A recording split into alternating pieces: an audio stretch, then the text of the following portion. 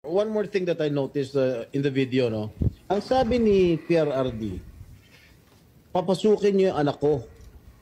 Abogada siya.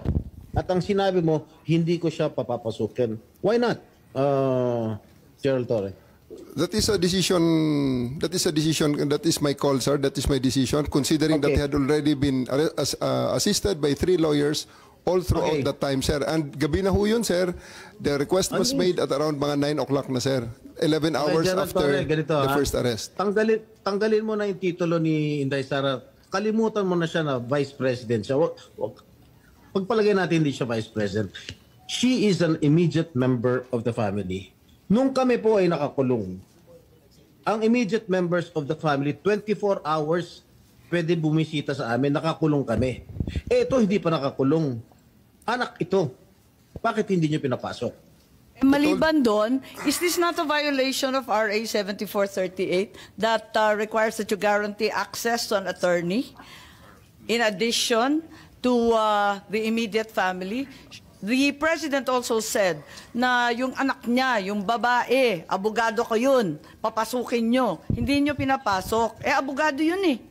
Actually, sir, first to answer the question of Senator Estrada, sir. I have told the President that they can visit him at his detention facility because at this time the order of the day is to load him into a plane. So that's what we endeavored to do, and that's what happened, sir. Ano niya bibisitahin yung tatay niya sa Netherlands? Hindi naman dito tinray eh. Hindi naman dito kinasuhan eh, sa ibang bansa eh. Oh. Bakit hindi niyo man lang binigyan ng kortesiya yung anak na isang abogada na magkukonsulta? Katulad nga na sinabi ko kanina, yung mga nakakulong nga, 24 hours pwede bumisita ang immediate members of the family. Bakit ito hindi pa nakakulong, hindi niyo pinapasok yung anak? Our mission at that time, sir, is to deliver him to the body who issued the warrant, sir. Nasa batas yan. Nasa batas yan, General.